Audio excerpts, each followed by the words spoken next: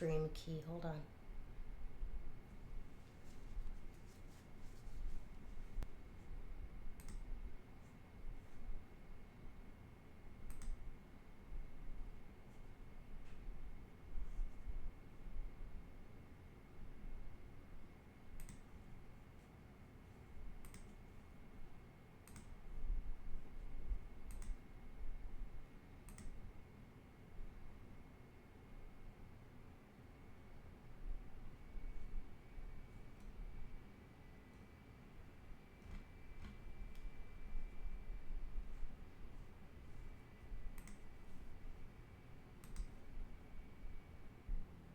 All right, there we go.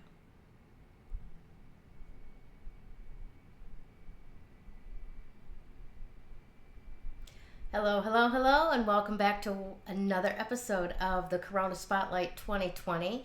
I am your host, Gayle Nicholson, and I'm so happy to see you again once again today, however you have it. We had a little bit of a technical glitch with our streaming software this morning. I thought I was going to have to reschedule everything, but Craige is here and ready to go, and I am so excited to introduce you to him.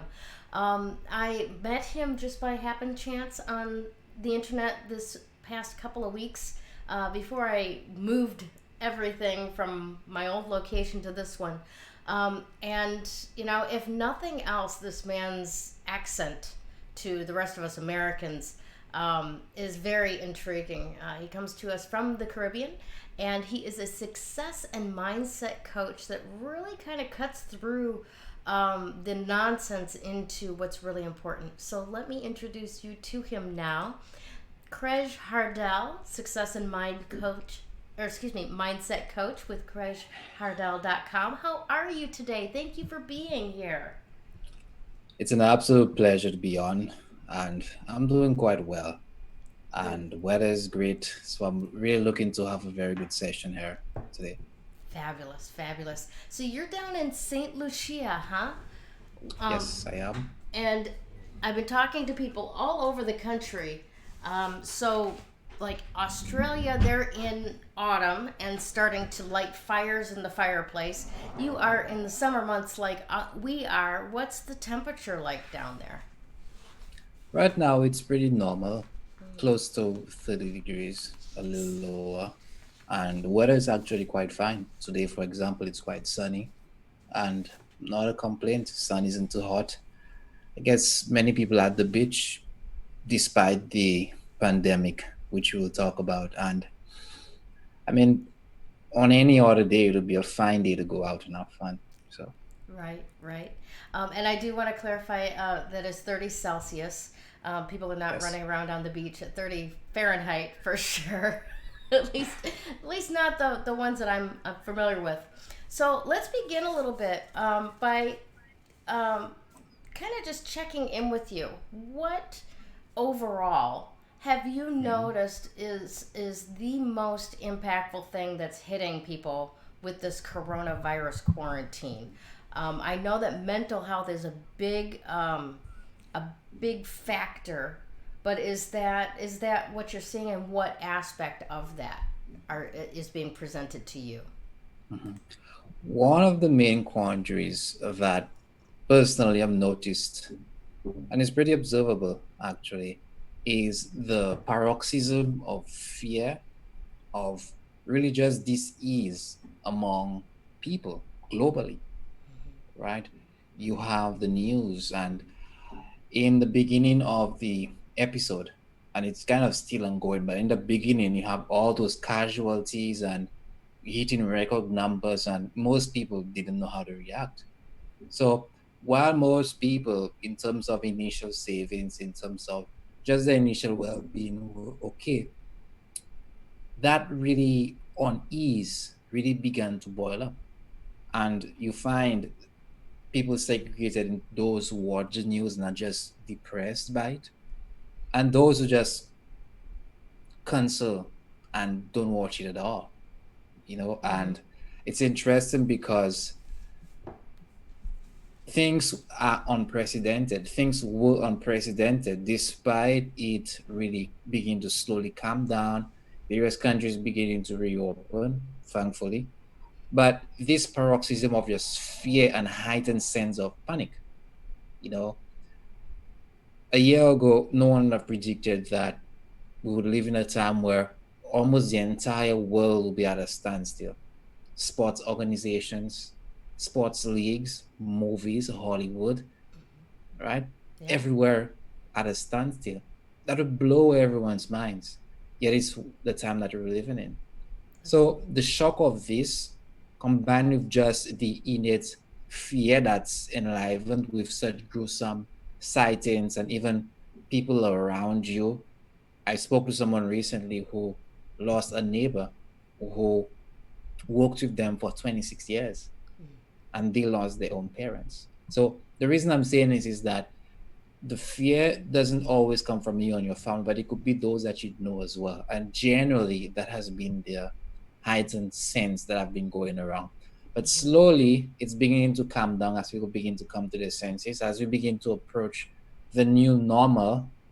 But still, there's a lot of issues that need to be worked out. What kind of issues are those, do you think? What are the top two? Mhm.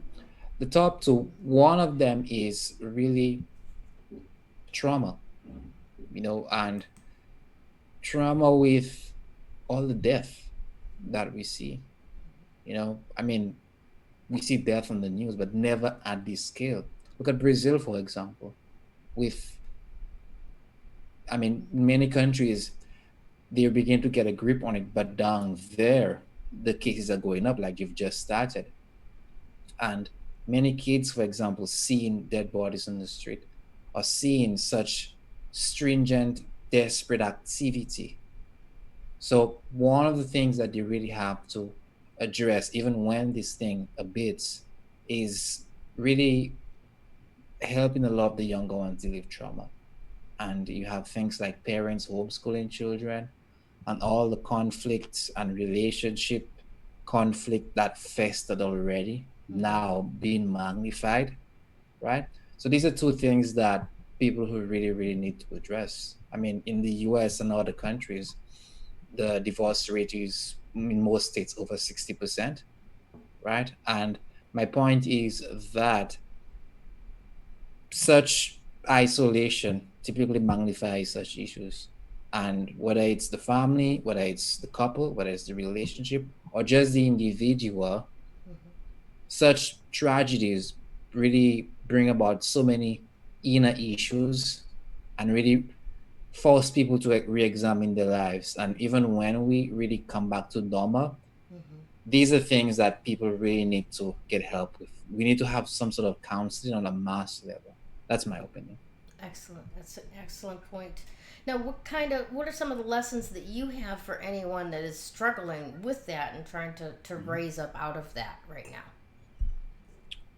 The first thing is that you need to understand your roles. And it is something that I say very often because you're more than just a parent, you're more than just an individual, you're a leader. So the first lesson is that you need to understand that you must be alive, well, strong for the various roles around you. People are watching you, just like how the church responds, for example. People are watching them. If you're in a leadership position, if it's your household, in a time of crisis, you're being looked upon as to how you would deal with this. Are you panicking? Most people would panic as well. In an organization, right when money is being cut short and really businesses are really restructuring their models, there is a lot of uncertainty as to jobs. And as a leader in an organization, for example, you need to recognize that you're more than just who you are. Yes, this is unprecedented. Yes, there's a lot of unpredictable things that happened. Who would ever know that would be in a time where we would ration toilet paper?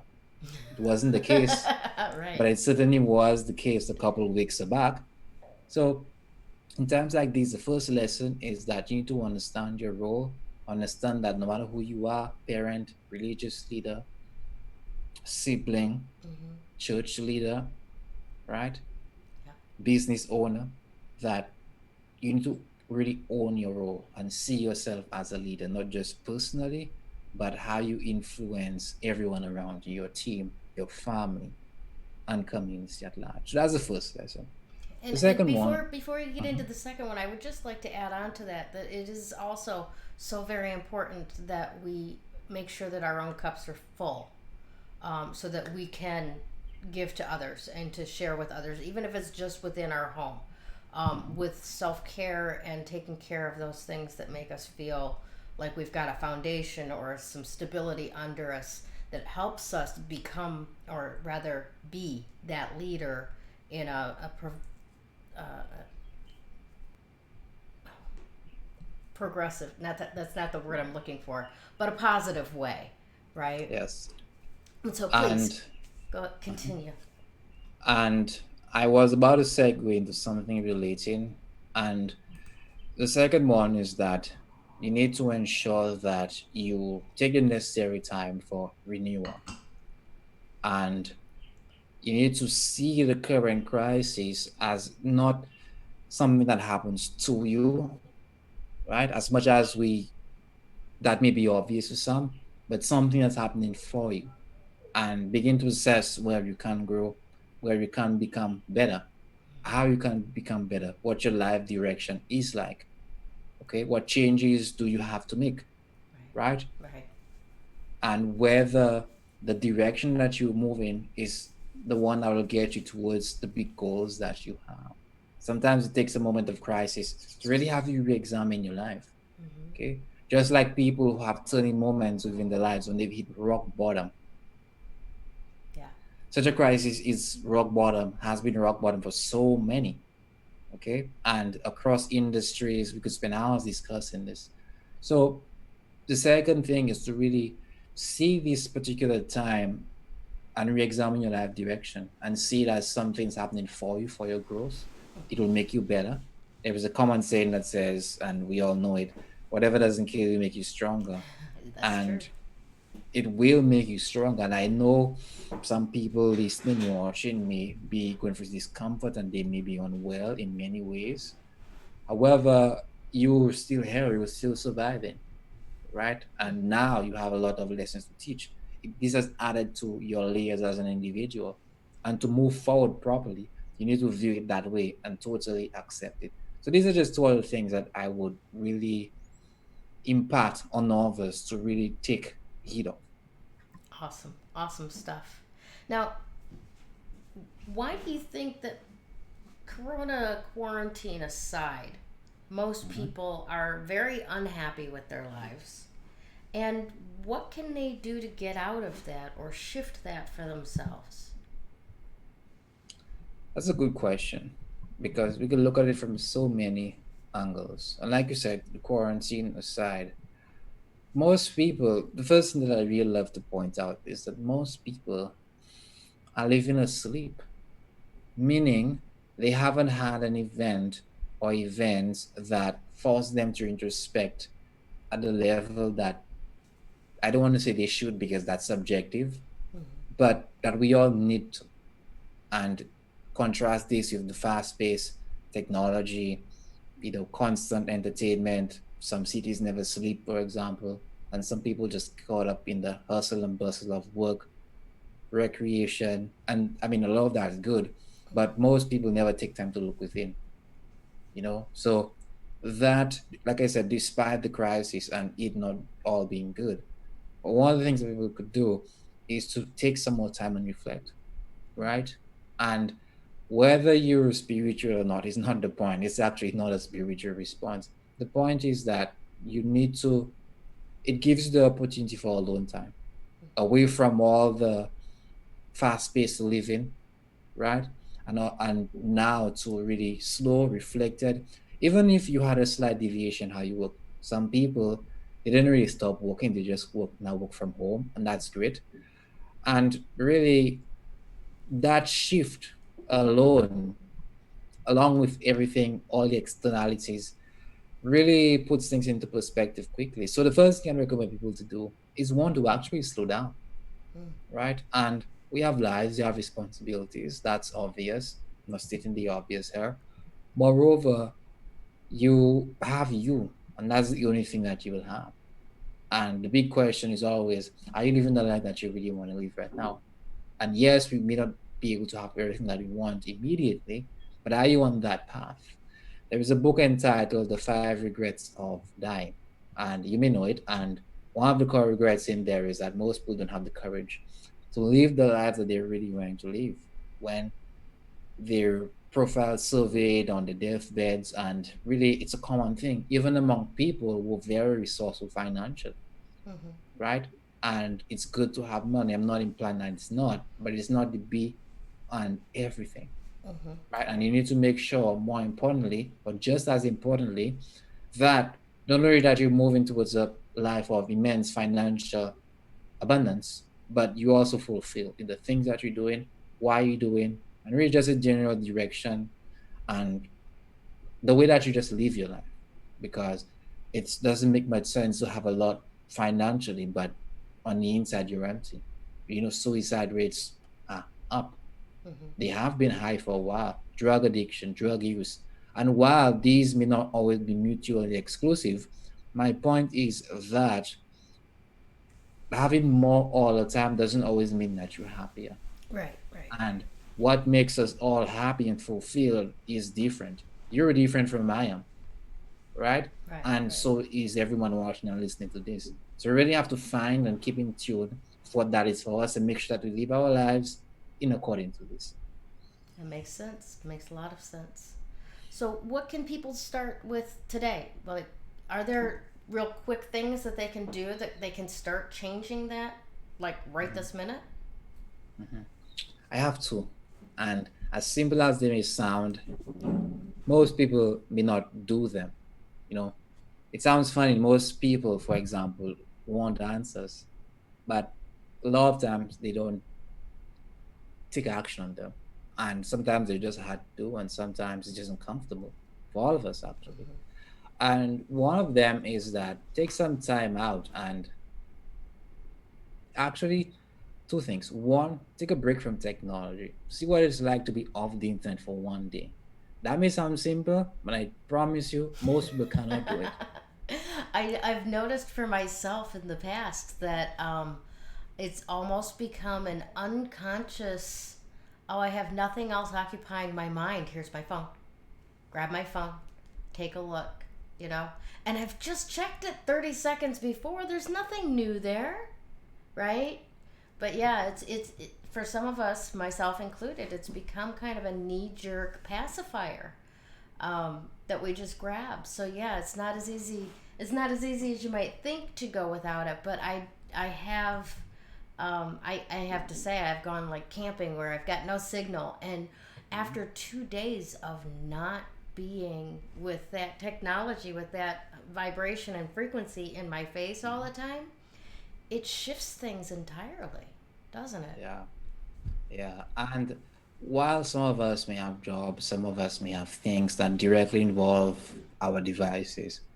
The point is to, like you said, decondition the brain from the subconscious response of pulling for a phone, right? Rather than going within and trying to solve a problem, whether it's checking Google Maps or whether it's checking anything, or just compulsively checking social media, right? And really, it's like we're tethered constantly, just like some people, they have the devices when they get up out of bed.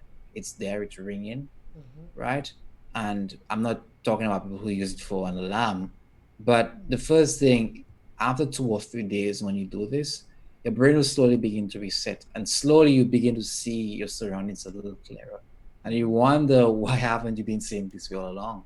But it's only then you could really begin to see, understand really how pulled in that you are. And the second reason is addiction, right? The second reason why the detox is good is addiction. Most of us are addicted and we don't know it. And I mean, that's sad, but it accounts for why productivity is at an all time low.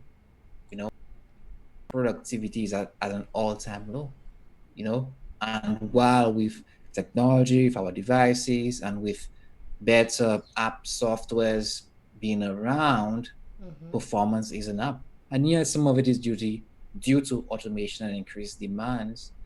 However, as a collective species, as a workforce, as a labor force, our competence hasn't risen proportionally, Mm-hmm. right? Right. So one is to really get in touch with yourself again. And I keep mentioning this because it's important and simple, by the way, right? Mm-hmm. Right. And and it's not just a matter of off the technology, let me say this. It's really a matter of introspection, journaling. Write down what's on your mind. Like I said a while ago, most people, they're so fast paced, they barely even have time to listen to what's in their head, right? That is true. That is true. And I understand some parents, single parents, families have to have long commutes for work, right? And there's barely any time. I understand some of it may be baked into the lifestyle, but really just that time and that to really just breathe, right? Really, really is rejuvenating. And that is something everyone should give themselves, especially in a crisis like this. And really, the best benefit, apart from the addiction, is just the time alone to really see the world for how you want to see it, not just for how it's fed to you. Mm-hmm. Because the last thing I would say on this is that what you do not realize is that social media, the internet even, shows us a reflection of the world that they want us to see. And many opinions, ways of living, pop culture is subconsciously fed to us. And some people may say that is how we get our style, our fashion, the like from, but your identity is slowly being stripped away. So this is not the internet, and really technology is not inherently bad. It's just how we use it and just the compulsion that it creates and just the addiction. And taking a step away from that allows us to identify who we are, our values, what we really want, and have some clarity as we move forward. Excellent stuff. Excellent. So, um, what do you think the key things are that are holding people back from success? I mean, I think that actually, before I let you answer that, I just want to accentuate what you just said about it's not about eliminating technology. It's more about the fact that our lives are out of balance, and we have to consciously restore the balance of the inner life in order for us to enjoy the present around us. It's not just about what's out there and what other people are saying about that and what's my opinion about that and everything outside. We have to consciously restore that focus on within, so that when we reach out there, we don't fall over. If that makes sense, we've got Yeah, no it does. strength underneath us, no foundation underneath us, and we're just little pieces disintegrating into the ethers otherwise. Mhm. So please, go ahead and answer that question. What do you think are some of the key things that are holding people back from doing what would make them successful? Mhm. Now, first and foremost, success is the notion of success and what success looks like is different for everyone. So let me preface by saying this. However, most of us associate it with materialistic financial success, but that the scale to which we do that is different for everyone. Now, with that said, what holds most people back is really fear. You know, I mean, fear of the unknown. The unknown mean what's next? What if I fail? Right? I Mm-hmm. mean, a good question is what prevents people from going all out, right? Right. And why? Because they're afraid that something may break, not literally, but something may go wrong, right? And it is this aversion to loss that we have that prevents people from actually going after what they want, even if they have the resources, even if they have the time, even if they have the money. I could mention a lot of others, but you've never felt, something just seems so easy, yet I just don't want to do it, Mm-hmm. right? And let me say, in addition, it's not just willpower. And that is what most people say. It is not just willpower, because our willpower, as we all know, comes, it goes. It's typically highest in the beginning of the day. And as the day goes on, it goes a lower. we're more involved in the day, so we're more caught up in just all the demands that's placed on us. But the bigger issue, like I said, is not willpower. It's really whether we're living from who we want to be.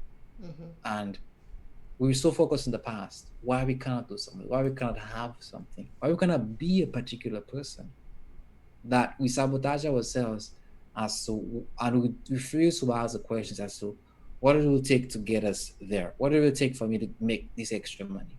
What it will take for me to, you know, double my income by the end of the year? What it will take for me to grow my business by 20%, get better clients? What Mm-hmm. will it take instead of why can't I? May sound simple, but just try changing the language. So part of it is self-talk, Mm-hmm. right?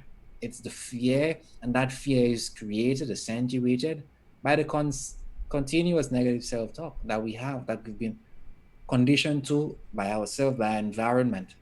So first thing, one, fear and self-talk. The second thing, like I was just about to allude to, is the environment that we're in, right? I mean, most people don't, most people are in an environment where they're striving for something where their peers or those around them often don't have or want. And part of that is okay, but you have to realize that there is also a pull backwards. Most people don't want you to change. Most people do not want you to really level up, because as you begin to improve, they have to force themselves to change how they see you, especially society now begins to beckon you so much praise. And it's not like you're doing for the adulation of others, but it's that you're just a different person. You're achieving different things, you go in different places, so life responds accordingly, and your circumstances change accordingly. And one area, if you would allow me, is in relationships actually, Okay. right? And some partners do hold each other back subconsciously. And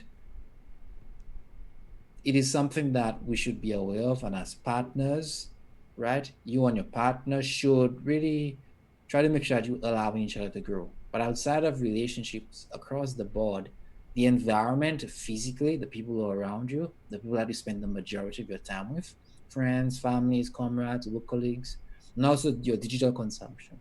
So your physical and your digital environment. We spend so much time on social media, Facebook, Snapchat, all the other sites, TikTok. And it really influences us. We subscribe to so many email lists, and really we're subconsciously taking all that in. Mm-hmm. Even what we know, we still take it in. Right. And all those things really influence us. And think of why most people believe what they believe. If you really drill down, it comes down to an influence. And yes, we all have people who we follow, but the point is, most of those beliefs, a lot of them, are not our own. And most of those things that we imbibe in slowly, right, were fed to us by someone else. And Gotcha. that may be serving us or otherwise. So generally, these are just two of the things that people can do in really attempting to change those. And sometimes the decisions may be hard. For example, your environment. Sometimes you may have to make certain changes. Maybe certain people may have to go, or you just spend less time with them, right? I never said that they will be easy. Sometimes it could just be simple as changing the road that you take to work, changing the people that you hang out with. So one environment, and digital environment, especially what you take in, whether it's the news, whether it's social media, whether it's the news feed, for example, whether it's emails and just subscriptions and agendas. And I mean, we all get emails, but my point is a lot of things that have been pushed onto us that don't interest or benefit us at all. Well, So, I think in addition to that, to add on to that and mhm, back that up a bit, last week I unfriended and blocked two people out of my Facebook feed, and then the tone of my feed changed noticeably, right? Just from shutting off those two people who had a particular mindset about their posts, right, and getting them mhm, out of my feed made way for a rebalancing of more positive things showing up to yeah, me. So yeah, like you said, and I recall back to Do you remember a couple of years ago when that airplane went missing, MH370? And for literally for weeks, that was all they covered on CNN, right? Well, I had Sirius XM radio on an hour and a half commute, and I would listen to it constantly, all the way to work and all the way home. And after a couple of weeks, my husband was like, "What is going on with you? You're so scared and angry lately. This is not you." And I had to take a look at the fact that I was ingesting 3 hours of, oh my gosh, this thing just disappeared off the planet into thin air. We have no idea where it's at. We have no idea what happened. All this speculation, all this, do you dare get on a plane anymore? Are the pilots suicidal? I mean, all of this stuff that just throws you into fear. So, agreed. Take a look at even just one of your social media channels. Take a look at whatever email lists that you're subscribing to. Is this feeding you or is this feeding on you? Yeah. Right? Awesome. Yeah, I like Now, that. I'd like to have you tell us a little bit about this wonderful offer that you're offering to our audience today. We have the Bounce Back Fast free course series that you've decided to offer to our people, and also the free breakthrough call. So tell us a little about the call first. Mhm. Well, first of all, the breakthrough call is a half-an-hour session where whoever's interested on the line, really, we work together to get clarity on your life and where is it that you want to go and what's holding you back. Because yes, we have dreams, so we have aspirations, and that's beautiful. But we all have something that's holding us back. Because the next question always becomes, why haven't you done it? And some people take it differently. Some people feel attacked. But really, it's a question that speaks to not just now, but the past. So generally, I help whoever I'm working with at the time get clear as to the things that are holding them back. And a lot of that is unconscious, and help them over that duration. Sometimes it actually goes longer. Slowly envision and design the next best step. And I repeat, the next best step. There are many things you could do next, and there are many things that are possible, but is it best for you? Right. Okay. And generally on this call, that is what we really come up with. And if it makes sense for us to do any work after this, more we do. If not, that's okay. But you walk away with a much clearer understanding of where you at. What is it that you really want? I mentioned technology, I mentioned all the distractions that just pour into us, like you said. And really getting a chance to think on your 2 feet away from that for a little bit. And that could really be shocking for most people. But I mean, you could check the page, or whoever listening could check the page. The testimonials don't lie. People really get shaken when they have such a call with me, and it's really impactful for them. And I'm really proud for them because we all need such a wake-up call. So generally, that is what the call is. And for people who are really serious, people who really just want to learn more, people who really just want more for themselves, and they just want better than they have right now. And no matter where you are, who you are, what your past look like, that is something that I offer to them. So that's one. That's the breakthrough call. And you mentioned the Bounce Back Fast Free program. Mm-hmm. Seeing all what went on with this crisis and seeing all the hysteria that we have, I decided to do something a little different. Now, I do have a flagship program. It's called Life Awakening System.